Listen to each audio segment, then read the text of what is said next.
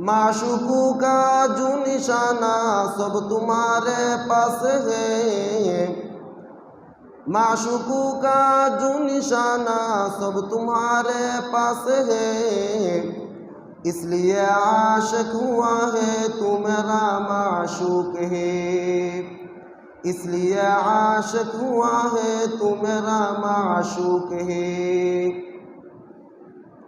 माशूकों से क्या मज़ा है आशिकों से पूछियो, माशूकों से क्या मज़ा है आशिकों से पूछियो, शाखे गुल में क्या मज़ा है बुलबुलों से पूछियो, शाखे गुल में क्या मज़ा है बुलबुलों से पूछियो। बेलकाए मुए जाना जिंदगानी मुश्किलात, बेलकाए मुए जाना जिंदगानी मुश्किलात, जिंदगानी मुश्किलात तो कामेरानी मुश्किलात। জৈনিক শায়ের কবি বলেন যে মাশুকু কা জু নিশানা সব তোমারে পাস হে নবী, আপনাকে মহব্বত করার যত ধরনের আলামত আছে সব আপনার কাছে আছে। इसलिए आशिक हुआ है तू मेरा माशुक है, এই জন্য আমি আপনার আশিক হয়েছি, আপনি আমার মাশুক। শাকে গুল মে কিয়া মজা হে বুলবুলু সে পুছিও, যে মাশুকার মধ্যে কি মজা আছে সেটা একমাত্র আশিকই জানে। ফুলের ডালের মধ্যে কি মজা আছে সেটা বুলবুলি পাখিকে জিজ্ঞেস করো। এরপরে বেলেকায়ে রুয়ে জানা জিন্দেগানি মুশকিলাত, জিন্দেগানি মুশকিলাত তো কামেরানি মুশকিলাত। শায়ের বলেন, কবি বলেন যে যিনি মাশুক হবেন তার এক মুহূর্তের বিয়োগ ব্যথাকে আশিকে সহ্য করতে পারে না। ঠিক তদ্রূপভাবে হে নবী সাল্লাল্লাহু আলাইহি ওয়াসাল্লাম, আপনার বিরহ বেদনাকে আমরা এক মুহূর্তের জন্য সহ্য করতে পারি না। আলহামদুলিল্লাহি নাহমাদুহু ওয়া নাস্তাঈনুহু ওয়া নাস্তাগফিরুহু ওয়া নু'মিনু বিহি ওয়া নাতাওয়াক্কালু আলাইহি ونعوذ بالله من شرور أنفسنا ومن سيئات أعمالنا، من يهده الله فلا مضل له ومن يضلله فلا هادي له، ونشهد أن لا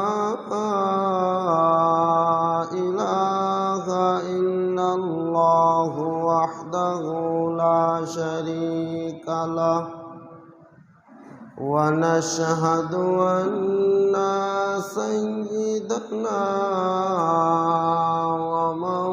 ومولانا محمدا عبده ورسوله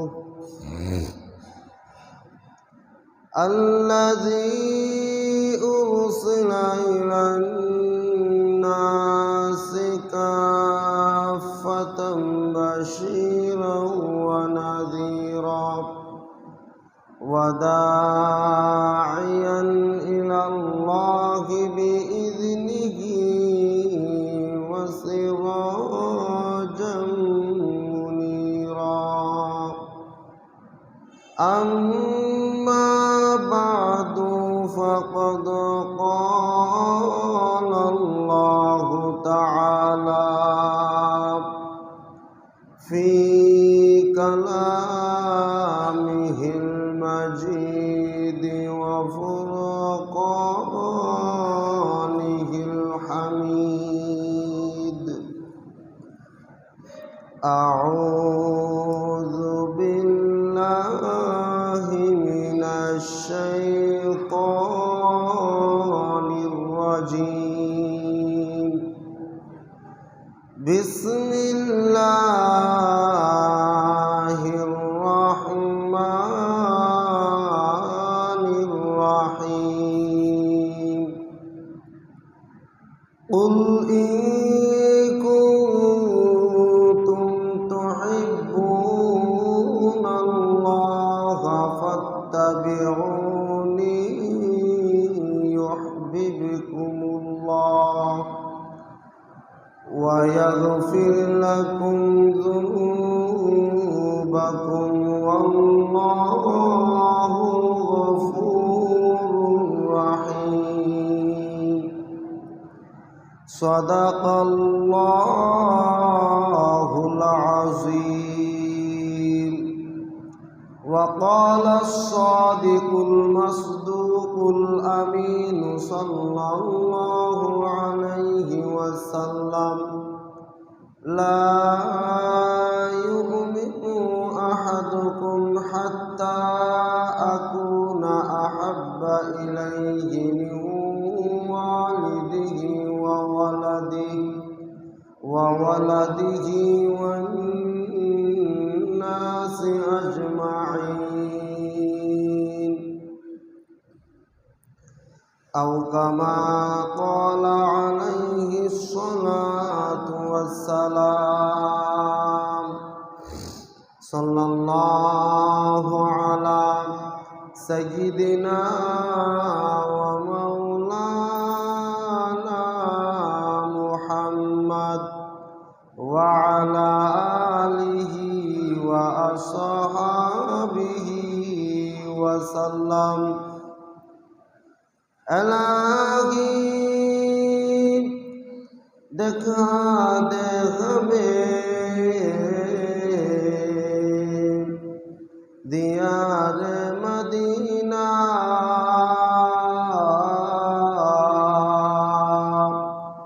इलाही बना दे हमें गुबार मदीना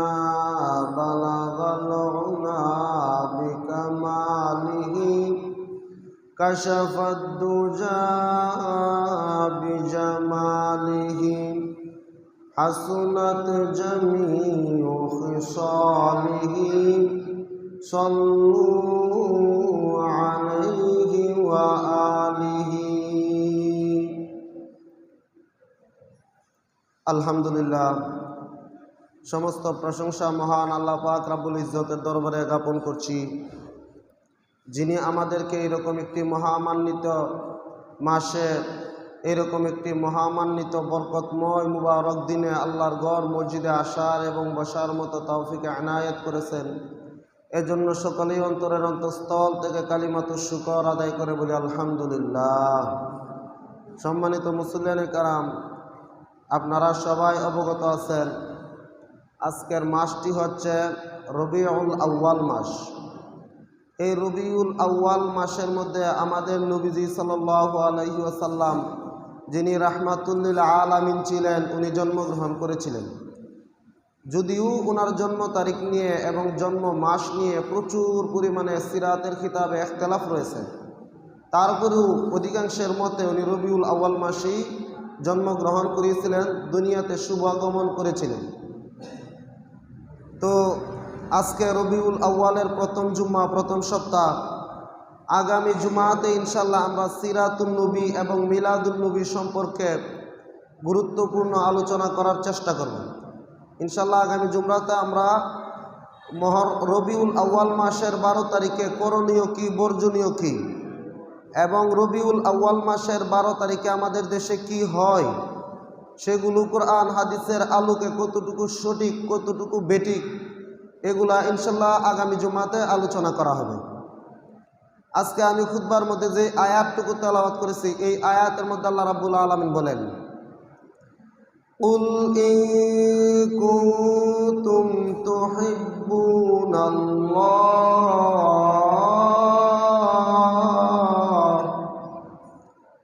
কুল ইন কুনতুম তুহিব্বুনাল্লাহ ফাত্তাবিউনি يحببكم ويغفر لكم ذنوبكم والله غفور رحيم।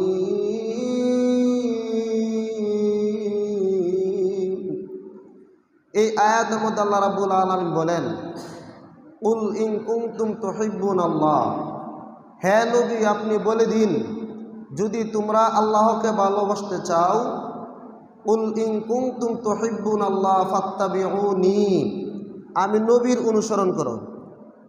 আল্লাহ তাআলা এই আয়াতের মধ্যে আল্লাহকে ভালোবাসার সিস্টেমটা বলে দিয়েছেন। যদি তোমরা আল্লাহকে ভালোবাসতে চাও তাহলে আমি নবীর অনুসরণ করো, ইউহিব্বুকুমুল্লাহ, আল্লাহ তাআলা তোমাদেরকে ভালোবাসবেন। ওয়া ইয়াগফির লাকুম যুনুবাকুম, এবং শুধু তাই নয়, আল্লাহ তাআলা তোমাদের গুনাহ খাতাও মাফ করে দিবেন। ওয়াল্লাহু গফুরুর রহিম, আল্লাহ তাআলা গফুর, মাফ করনেওয়ালা, এবং গফুর আল্লাহ তাআলা রহিম এবং দয়ালু। তাহলে সূরাত আলে ইমরান এর এই আয়াতের মধ্যে আল্লাহ রাব্বুল আলামিন আল্লাহকে ভালোবাসার পূর্ব শর্ত কি সেটা বলে দিয়েছেন। শুধু এককভাবে আল্লাহ তাআলাকে ভালোবাসলে চলবে না, আল্লাহকে ভালোবাসতে গেলে নবীজিকেও ভালোবাসতে হবে। আল্লাহকে ভালোবাসার বহির্প্রকাশই হচ্ছে নবীজির অনুসরণ করা। নবীজির অনুসরণ কিভাবে করতে হবে? নবীজির অনুসরণ নবীজিকে ভালোবাসার মাধ্যমে করা সম্ভব। আমরা যদি কাউকে মডেল হিসেবে, আইকন হিসেবে, আইডল হিসেবে ফলো করি, তাহলে তাকে ভালোবাসার কারণে তাকে মডেল হিসেবে দাঁড় করাই, তাকে মহব্বত করি, ভালোবাসি। তো এই আয়াত যে আল্লাহ রাব্বুল আলামিন নাজিল করছেন, এই আয়াতের শানে নুজুলটা বুঝতে পারলে আমরা বুঝতে পারবো এই আয়াত নাজিল হওয়ার প্রেক্ষাপট কী ছিল। আল্লাহ তাআলা এই আয়াত কেন নাজিল করছেন, এটাকে তাফসীরের পরিভাষায় শানে নুজুল বলা হয়, সববে নুজুল বলা হয়। এই আয়াত নাজিল করার শানে নুজুল কারণ প্রেক্ষাপট হলো, মক্কার কাফের মুশরিকরা রাসূলুল্লাহ সাল্লাল্লাহু আলাইহি সাল্লামকে বলল যে আমরা প্রতিমা মূর্তির পূজা করি আল্লাহকে কাছে পাওয়ার জন্য, আল্লাহ তাআলাকে পাওয়ার জন্য আমরা মূর্তির পূজা করি। মূর্তির পূজা যদি আমরা করি তাহলে এতে করে আল্লাহ তাআলাকে কাছে পাওয়া, আল্লাহ তাআলার মহব্বতটা আমাদের জন্য সহজ হবে। আল্লাহ তাআলার মহব্বত পাওয়ার জন্য তারা মূর্তির পূজা করত, মূর্তিকে মাধ্যম হিসেবে বানাইত। তখন আল্লাহ তাআলা তার হাবিবের উপর আয়াত নাজিল করে জানিয়ে দিয়েছেন যে মূর্তি পূজার মাধ্যমে আমি আল্লাহকে পাওয়া সম্ভব না। তোমরা যদি আল্লাহকে পেতে চাও তাহলে তোমাদের জন্য করণীয় হলো আমি নবীর অনুসরণ করা। এই অনুসরণ করাটা আর এই বিধানটা আল্লাহ তাআলা সূরা আলে ইমরানের মধ্যে নাজিল করে আল্লাহ তাআলা জানান দিয়েছেন, কুল ইন কুনতুম তুহিব্বুনাল্লাহা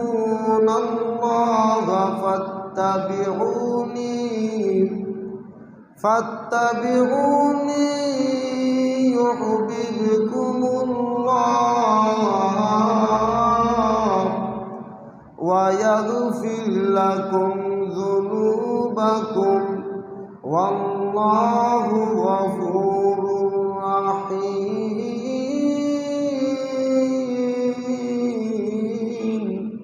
এই আয়াতের মধ্যে আল্লাহ রাব্বুল আলামিন বলেন, হে নবী আপনি বলে দিন তাদেরকে যারা আল্লাহকে পাওয়ার জন্য মূর্তি পূজা করে, তাদেরকে বলে দিন তোমরা যদি আমি আল্লাহকে পেতে চাও তাহলে ফাত্তাবিউনি, আমি নবীর অনুসরণ করো। যদি নবীর অনুসরণ করো, নবীকে ভালোবাসো, কি হবে? ইউহিব্বুকুমুল্লাহ, আল্লাহ তাআলা তোমাদেরকে ভালোবাসবেন। শুধু ভালোবাসবেন তাই নয়, ওয়া ইয়াগফির লাকুম যুনুবাকুম, আল্লাহ তাআলা তোমাদেরকে ভালোবাসবেন, সাথে সাথে তোমাদের গুনাহগুলোকেও মাফ করে দিবেন। এরপর আল্লাহ বলেন আল্লাহ কিসের ভিত্তিতে গুনাহ মাফ করবেন? কারণ আল্লাহ না গাফুর, আল্লাহ না রহিম। এই জন্য আল্লাহ রাব্বুল আলামিন বলেন ওয়াল্লাহু গফুরুর রহিম, নিশ্চয়ই আল্লাহ তাআলা গফুর এবং রাহিম। আল্লাহ তাআলা গফুর, ক্ষমা করনেওয়ালা হিসেবে তোমাদেরকে মাফ করবেন, আর আল্লাহ তাআলা দয়ালু, সেই হিসেবে আল্লাহ তাআলা আখিরাতেও তোমাদেরকে কি করবেন? দয়া করবেন। তাহলে রবিউল আউয়াল মাস হচ্ছে নবীজি সাল্লাল্লাহু আলাইহি সাল্লামের দুনিয়াতে শুভাগমনের মাস। তো আমরা নবীজির জন্য কি করতে পারি? নবীজির প্রতি মহব্বত প্রকাশ করব তার অনুসরণ করার মাধ্যমে। নবীজি সাল্লাল্লাহু আলাইহি সাল্লাম যেইভাবে আমাদেরকে অনুসরণ করতে বলেছেন সেইভাবে অনুসরণ করব। নবীজি সাল্লাল্লাহু আলাইহি সাল্লামকে সুন্নত পদ্ধতিতে, সঠিক পদ্ধতিতে তাকে ভালোবাসবো। আমাদের দেশে নবীজিকে ভালোবাসার নামে অনেক শিরকি করা হয়, অনেক বেদাতি কর্মকাণ্ড করা হয়, যেইগুলা ইসলাম কোনো দিন অ্যালাউ করে না। সেই আলোচনাগুলা ইনশাল্লাহ আমরা আগামী জুমাতে আলোচনা করব। আজকে আলোচনা করব পৃথিবীতে কোনো মানুষ যদি কোনো মানুষকে ভালোবাসতে চায় তাহলে কতগুলা গুণ লক্ষ্য করে ভালোবাসে, কতগুলো গুণের কারণে ভালোবাসে। মেশকাত শরীফের শরাত দর্সে মেশকাতে আল্লামা ইসহাক রাহিমাহুল্লাহ বলেন, আমরা যে নবীজিকে ভালোবাসবো 4টা গুণের কারণে নবীজিকে ভালোবাসে থাকি। অথচ কাউকে ভালোবাসার জন্য 4টা গুণের দরকার নাই, শুধু একটা গুণ পেলেই ভালোবাসার জন্য যথেষ্ট। 4টা গুণ আলোচনা করার পরে আপনারা বুঝতে পারবেন আমরা নবীজিকে কেন ভালোবাসি। এর মধ্যে দুনিয়ার মানুষ একজন একজনকে ভালোবেসে থাকে তার সৌন্দর্যের কারণে। এটাকে আরবিতে বলা হয় জামালিয়ত। কেউ যদি সুন্দর হয় তাহলে দুনিয়ার সব মানুষ তার পাগলে, তার প্রেমে মাতোয়ারা হয়ে যায়। তো কেউ যদি সৌন্দর্যের কারণে কাউকে ভালোবাসতে হয় তাহলে এই গুণের কারণে নবীজিকে ভালোবাসার সর্বাপেক্ষা দাবি রাখে বেশি, সবচেয়ে বেশি দাবি রাখে আল্লাহ রাসূল সাল্লাল্লাহু আলাইহি সাল্লাম। কারণ উনার চেয়ে সুন্দর দুনিয়াতে আর কেউ নাই। ইউসুফ আলাইহিস সালামকে দেখে মিশরের মহিলাগণ তাদের হাত কেটে ফেলেছিল তার সৌন্দর্যের দিকে তাকিয়ে। তো আয়েশা সিদ্দিকা রাদিয়াল্লাহু আনহা বলেন, তারা যদি, মিশরের মহিলারা যদি আমার নবীজির সৌন্দর্যকে দেখত তাহলে তাদের কলিজা ছিঁড়ে ফেলতো, এত সুন্দর ছিল রাসূলুল্লাহ সাল্লাল্লাহু আলাইহি সাল্লাম। তারা সৌন্দর্যের দিকে চেয়ে তাদের কি হাত কাটতেছে না আপেল কাটতেছে, ফল কাটতেছে না আপেল কাটতেছে সেই খবর ছিল না, যার কারণে তারা হাত কেটে ফেলছিল। আয়েশা সিদ্দিকা রাদিয়াল্লাহু আনহা বলেন, রাসূলের সৌন্দর্যের ব্যাপারে যদি তারা জানতো আর দেখতো তাহলে তাদের কলিজা ছিঁড়ে ফেলতো। রাসূল সাল্লাল্লাহু আলাইহি সাল্লাম এত সুন্দর ছিলেন। হযরত জাবের বিন সামুরা রাদিয়াল্লাহু আনহু উনি বলেন যে একবার এক চাঁদনি রাত্রে, চাঁদের রাতে আমি একবার আকাশের চাঁদের দিকে তাকাইতেছিলাম আর রাসূলের চেহারার দিকে তাকাইতেছিলাম। রাসূলের চেহারা কত সুন্দর ছিল, আমি বারবার চাঁদের দিকে তাকাইতেছি আর চেহারার দিকে তাকাইতেছি কোনটা সুন্দর সেটা তুলনা করার জন্য।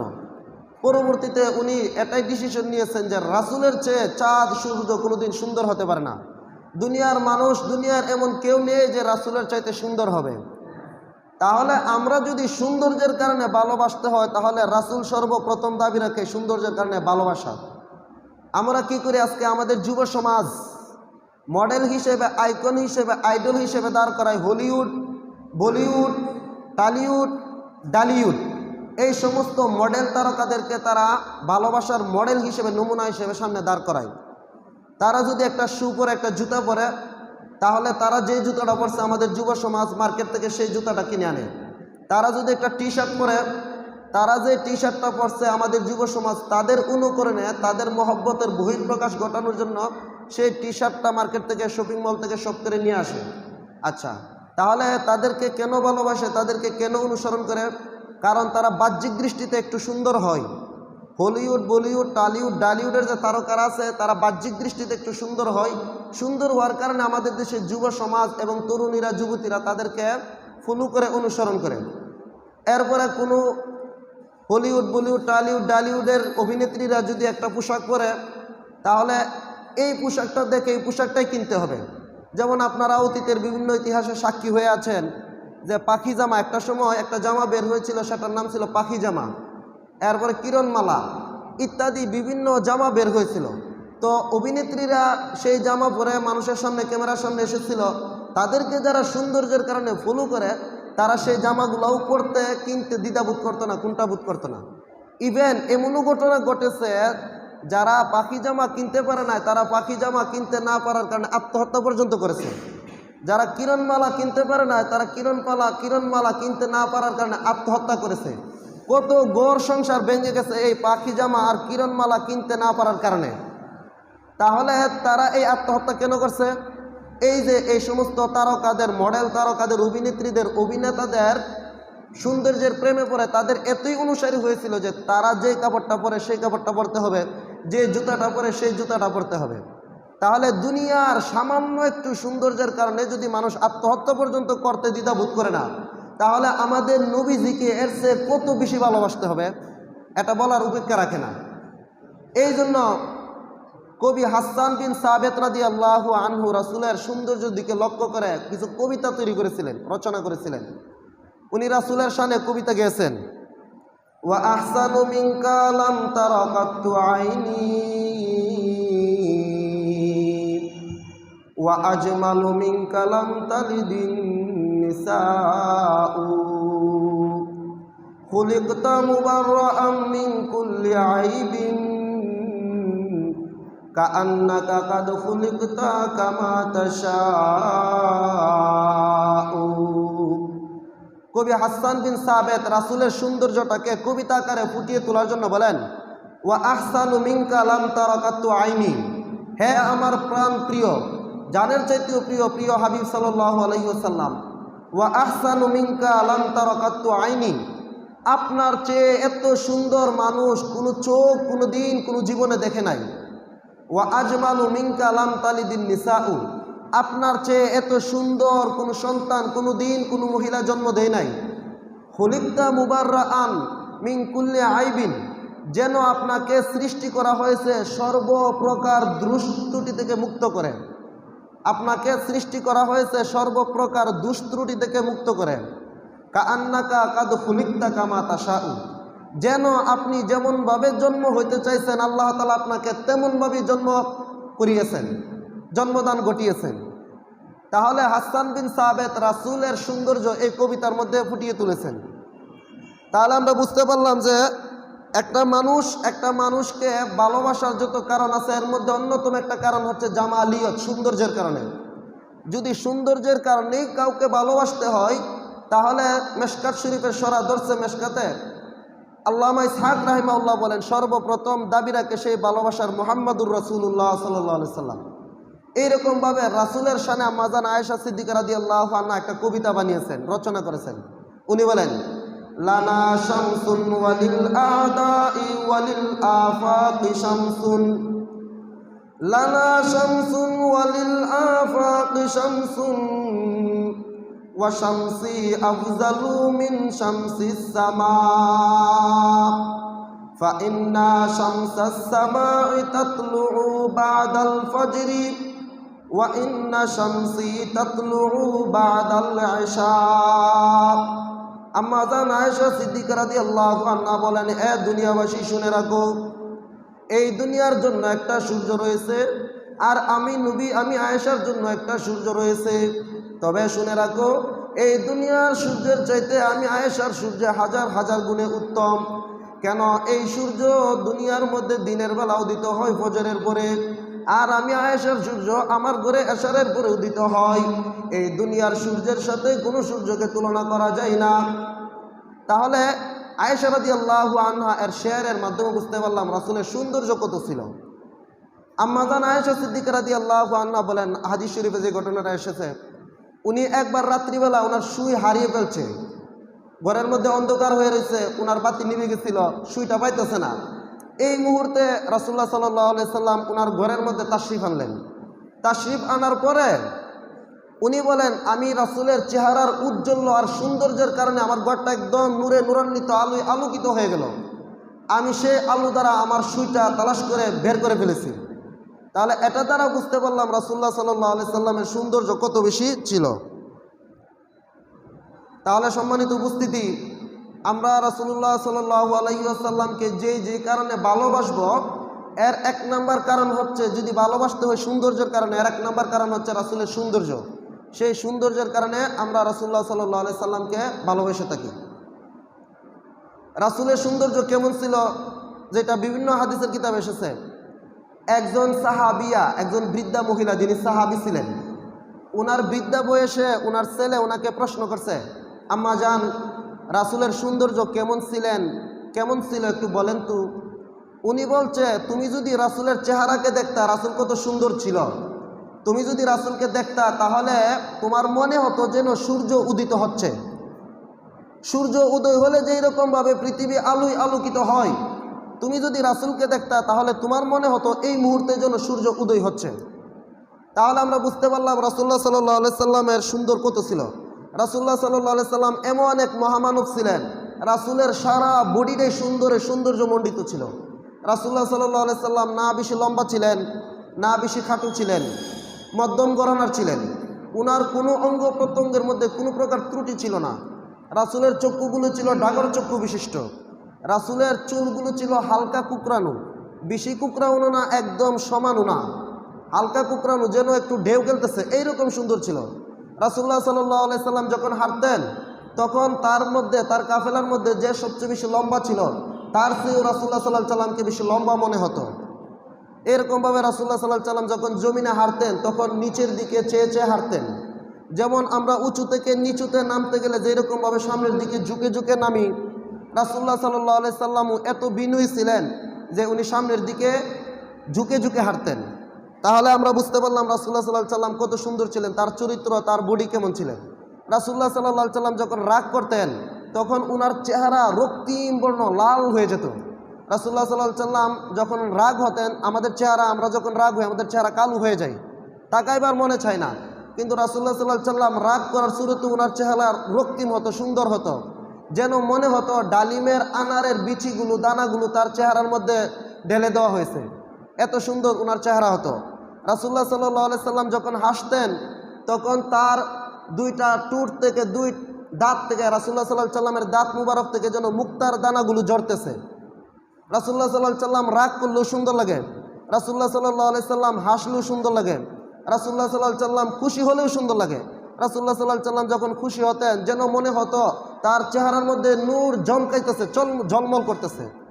তাহলে এক নাম্বার বুঝলাম রাসূলুল্লাহ সাল্লাল্লাহু আলাইহি ওয়াসাল্লাম, দুনিয়ার মানুষকে যদি কেউ মহব্বত, সৌন্দর্যের কারণে মহব্বত করে থাকে, তাহলে সেই সৌন্দর্যের মধ্যে সবচেয়ে বেশি পরিপূর্ণ মুকাম্মাল হচ্ছে আমার রাসূল সাল্লাল্লাহু আলাইহি ওয়াসাল্লাম। সেই সৌন্দর্যের দিকে লক্ষ্য করে উনি মহব্বতের বেশি দাবি রাখেন। দুই নাম্বার হচ্ছে কামালিয়ত। চার কারণে আমরা রাসূলকে ভালোবেসে থাকবো, যদি এইসব কারণে ভালোবাসতে হয়। দুই নাম্বার হচ্ছে কামালিয়ত। রাসূলুল্লাহ সাল্লাল্লাহু আলাইহি ওয়াসাল্লামের কামালিয়ত এরকম ছিল যে সরাসরি আল্লাহ রাব্বুল আলামিন তার কামালিয়তের ব্যাপারে ডিক্লারেশন দিয়েছেন। আল্লাহ রাব্বুল আলামিন বলেন, ওয়া ইন্নাকা লাআলা খুলুকিন আযীম।